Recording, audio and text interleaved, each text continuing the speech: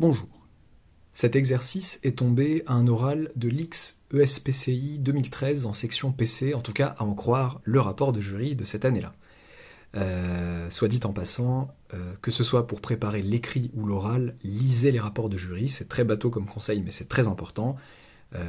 C'est une mine d'or que d'avoir comme ça une compilation d'erreurs qui ont été faites par des candidats et qui ont agacé le jury ou les correcteurs, de choses attendues en termes de justification qui n'ont pas été apportées.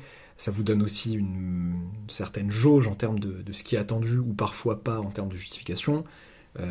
C'est vraiment intéressant, voilà. C'est pas à prendre à la légère et c'est pas une perte de temps après avoir planché sur un sujet que de regarder le rapport de jury correspondant. C'est parti. Alors, il s'agit en première question de montrer que la série des 2 puissance moins n carré converge. Ensuite, on nous pose grand S la somme de cette série, et on nous demande de montrer que S est un irrationnel. Je vais donner des indications. Donc le rapport de jury correspondant donnait beaucoup d'indications, enfin pas mal d'indications sur la question 2. Je vais être un peu plus radin et je vais en donner une. Si vous la voulez pas, vous pouvez arrêter la vidéo maintenant. Et maintenant je donne l'indication de la question 2 du coup. Vous pouvez vous donner une bonne demi-heure de réflexion et de recherche avant de regarder la correction. Et là, je donne la petite indication. C'est de considérer... Déjà, une indication qui commence par considérer, c'est vague. Considérer pour n appartenant à grand n, eh bien, 2 puissance grand n carré fois s. Voilà. C'est parti pour la correction à proprement parler. Comment montrer que cette série-là est convergente? Bon... On va traiter ça comme une petite formalité, même si, bon, cet exo s'adresse, là je l'adresse en particulier sur à des playlists de première année, on va dire. Donc c'est pas si trivial que ça pour des premières années. On va quand même essayer d'être efficace. On veut comparer ça à quoi? Tiens. Quand les élèves pensent comparer, ils pensent tout de suite à comparer à des séries de Riemann. Il n'y a pas que ça dans la vie. Ça peut être pas mal, mais il n'y a pas que ça dans la vie. Donc, pour tout n appartenant à grand n carré est plus grand ou égal à grand n. Attention, c'est pas parce que c'est un carré, hein. X carré n'est pas toujours plus grand ou égal à grand X, mais en l'occurrence, pour un entier naturel n donné, n carré moins n, c'est n facteur de n moins 1. Si cet entier naturel est 0, ça fait 0, et si cet entier naturel est plus grand ou égal à 1, tout ça sera toujours plus grand ou égal à 0. Ok, donc n carré moins n est positif, n carré plus grand que n, donc moins n carré plus petit que moins n, puis 2 puissance moins n carré plus petit que 2 puissance moins n. Si on m'attrape par le col en disant « Ah, mais pourquoi est-ce que la fonction qui a x associe 2 puissance x est croissante sur R ?» En l'occurrence, elle l'est. Bien, je rappelle juste que 2 puissance x, c'est, pour tout x réel, exponentielle de x à ln de 2. Et je n'ai aucun mal à établir la stricte croissance de cette fonction, de la fonction qui a x associe ça sur R. Ok, du coup, pour tout n appartenant à grand n, 2 puissance moins n carré, dont je n'oublie pas quand même que c'est un réel positif, est plus grand que 0 et plus petit que 2 puissance moins n. Or, la série des 2 puissance moins n est une série géométrique convergente, pour une raison simple, hein. La raison c'est 1,5 si en l'occurrence, ça c'est 1,5 puissance n, donc moins 1 strictement plus petit que 1,5 strictement plus petit que 1, ou plus rapidement 1,5 est en valeur absolue strictement inférieure à 1, donc, par comparaison de séries à terme positif, je me permets cette abréviation, il est important de parler de séries à terme positif, eh bien, la série des 2 puissance moins n carré converge. Ok. Soit dit en passant, on aurait pu, j'aime beaucoup dire soit dit en passant, je me rends compte, on aurait pu aussi faire le quotient, enfin montrer que ceci est un petit taux de cela, en faisant le quotient, ça fait du 2 puissance moins n carré plus n, la puissance va tendre vers moins l'infini, moins n carré plus n tend vers moins l'infini lorsque n tend vers plus l'infini, 2 puissance cette quantité-là, donc va tendre vers 0. Et donc ça est un petit taux de ça, et pareil, on conclut par, moi ce que j'appelle toujours ça une comparaison de séries à terme positif, certains appellent... par critère de négligeabilité sur les séries à terme positifs, blablabla, bon, pourquoi pas. En tout cas, voilà, on peut conclure pareil. Ok, ensuite, on veut montrer que la somme de cette série n'est pas rationnelle, est un irrationnel. Bon, l'extrême, toutes les preuves d'irrationalité que j'ai vues jusque-là, je pense, commencent par supposons, par l'absurde, que S est en fait un rationnel. On suppose par l'absurde que c'est un rationnel. Pourquoi? Parce qu'un irrationnel, on sait définir ça par la négation de rationnel.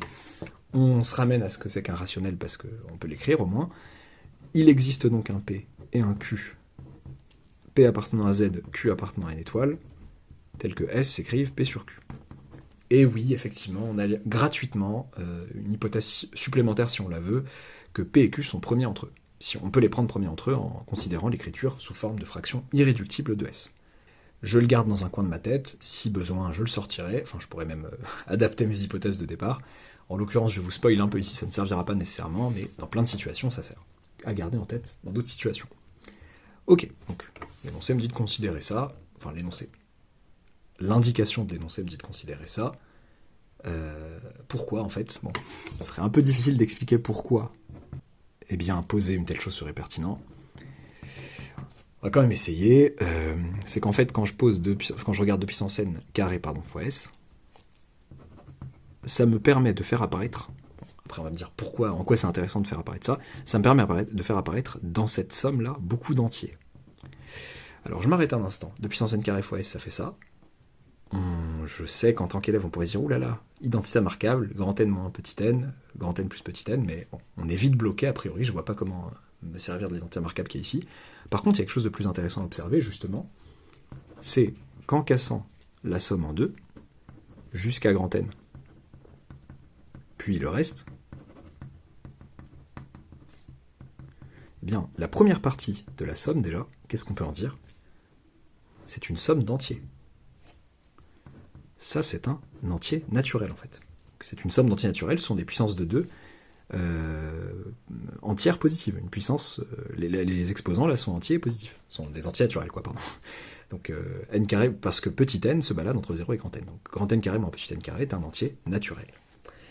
Ok. Donc, et alors? Ok, on pourrait me dire, et alors, ouais. Ça fait un entier, ouais. J'ai un entier ici. Et là, j'ai une quantité qui, relativement intuitivement, tendrait vers 0 quand grand N tend vers plus infini. Alors cet entier, déjà, il dépend uniquement de grand N. Je vais l'appeler A de grand N. Et pareil, cette quantité qui dépend de grand N, je vais essayer de l'appeler epsilon de grand N, eh bien, je vais montrer qu'elle tend vers 0 lorsque grand N tend vers plus l'infini. Comment est-ce que je peux faire ça? Je peux procéder de plusieurs manières. Je peux... et on pourrait me dire, mais pourquoi? Pourquoi tu veux montrer qu'elle tend vers 0? Bah, il y aurait quand même une bizarrerie, c'est que donc S c'est pas un entier, hein. S c'est P sur Q, pas nécessairement un entier, mais en multipliant tout ce beau monde par Q, j'obtiendrai un entier là, une quantité qui tend vers 0 là. Ouh, ça serait quand même bizarre. Ça voudrait dire que cette quantité qui tend vers 0 est en fait nulle à partir d'un certain rang. Ah, et il y aurait peut-être une absurdité à voir à ce moment-là. Ok, comment prouver que ceci tend vers 0 quand grand N tend vers plus l'infini?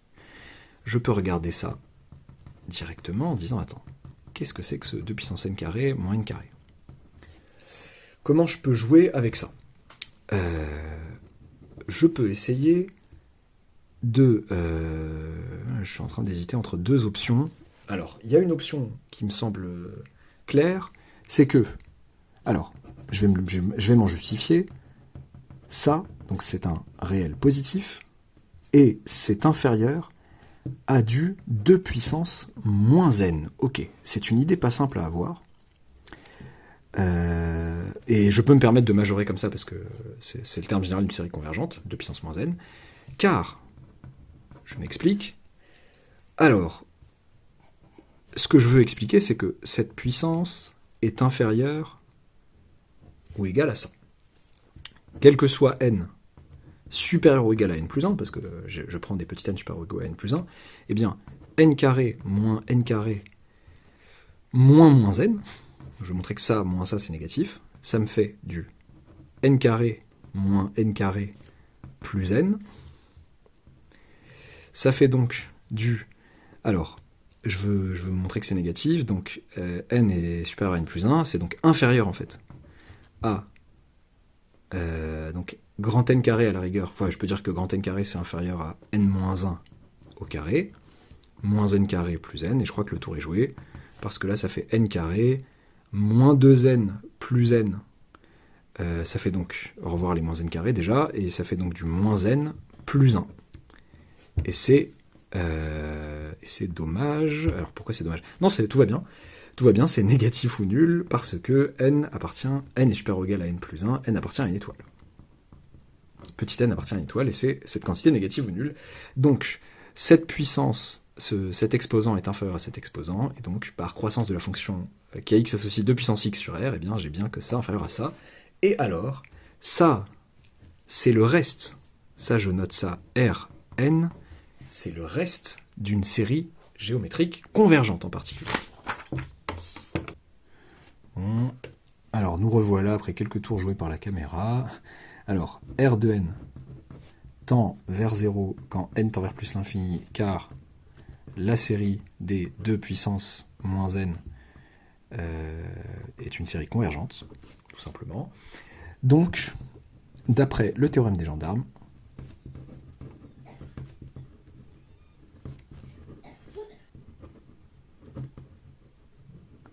eh bien, ce qu'on a appelé... zut, c'était dans ce sens-là, super. Ce qu'on a appelé epsilon de grand N tend vers 0 quand n tend vers plus l'infini. Est-ce que j'aurais pu le faire autrement? Si je vois pas vite, je passe. Ce que j'aurais été tenté de faire... Ouais, non, si, j'aurais pu... méthode 2, j'essaye, on sait jamais. Méthode 2, somme pour... on a dit petit n, pardon, allant de n plus 1 à plus l'infini de 2 puissance n carré moins n carré, ça me fait petit changement d'indice. Somme pour petit n, parce que là j'ai du grand n ici et là, et ça m'agace un petit peu. Petit n allant de 1 à plus l'infini, donc je vais poser, ou alors petit, allez, pour pas vous perdre, petit k. Là je pose k égale n moins grand n, des 2 puissances, donc n c'est k plus grand n carré moins k plus grand n, le tout au carré. Ça me fait donc la somme pour k allant de 1 à plus l'infini de 2 puissance, au revoir les grands n carrés. Il ne reste plus que moins k carré moins 2kn. Voilà qui est sympathique. Et ça, c'est inférieur à la somme pour k allant de 1 à plus l'infini de 2 puissance moins k carré moins 2n.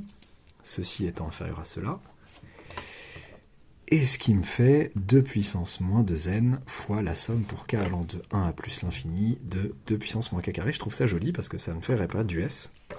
Donc c'est inférieur à 2 puissance moins 2n fois s, et cette quantité tend vers 0 quand n tend vers plus l'infini. Du coup, un réel fois cette quantité qui tend vers 0 quand n tend vers plus l'infini. Ok, bon. Pour établir que ce fameux epsilon n, qui est là, epsilon de grand n, tend vers 0 quand n tend vers plus l'infini. Ok, donc à ce stade, on a établi quoi? On a établi que 2 puissance n carré fois s, c'est un antinaturel qui dépend de n, plus epsilon de n avec epsilon de n qui tend vers 0. Ok, autrement dit, 2 puissance n carré fois p sur q fait ça. Je multiplie par q, ça fait que 2 puissance n carré fois p égale q a puissance n, fois a de n, j'ai dit a puissance n une fois, enfin, si je l'ai dit précédemment, c'est une erreur, plus q epsilon n. Oui, mais q epsilon n, c'est aussi une quantité, j'aurais dû peut-être appeler epsilon n ça, là, mais c'est une quantité qui tend vers 0 quand n tend vers plus l'infini. Ok. D'accord, bon bah, ça c'est un entier, a priori. Entier naturel fois entier. Ça aussi c'est un entier. Bon, naturel en particulier, mais c'est un entier. Et alors, donc une soustraction d'une différence de deux entiers, c'est un entier. Donc, quel que soit n appartenant à grand n, q epsilon n tend vers 0 quand n... Enfin, non, oulala, j'ai mélangé deux choses. Jamais de la vie, quel que soit n, et je fais tendre vers 0 quand n tend vers plus infini. Je voulais dire appartient à grand Z. Et, par ailleurs, cette quantité qui est toujours un entier pour tout n, eh ben, quand n tend vers plus infini, elle tend vers 0. J'ai donc, en fait, si je prends la suite q epsilon n, c'est une suite d'entiers qui tend vers 0. Oui, mais une suite d'entiers qui convergent, elle est stationnaire. Je peux revenir à la définition de convergence en prenant pour epsilon, bon, ça s'appelle déjà epsilon, mais en prenant 1,5 comme epsilon, En particulier, il existe un rang n0 appartenant à n, tel que quel que soit n supérieur ou égal à n0, q epsilon n est compris entre 1,5 et moins 1,5. Moins 1,5 et 1,5. Par définition de convergence. Converger vers 0. Oui, mais c'est une suite d'entiers. Q fois epsilon n est un entier. Le seul entier compris entre moins 1,5 et 1,5, à ma connaissance, c'est 0. Donc, eh bien, quel que soit n, bon là je sais pas ce que c'est le petit... c'était mon départ, ma tentative de départ de l'autre côté, mais ma caméra m'avait joué des tours à ce moment-là, je raconte ma vie. Donc, quel que soit n, quel que soit grand n, supérieur ou égal à n0, eh bien, q epsilon n égale 0, puis epsilon n égale 0 parce que q est non nul. Oui, mais epsilon n, c'est quoi, rappelons que epsilon n, c'était cette fameuse quantité qui est en fait une somme de réels strictement positifs. Ce sont tous des réels strictement positifs. Ça a beau être des puissances négatives de 2, enfin, les exposants sont négatifs, on n'a que des réels strictement positifs. Et ça, c'est absurde.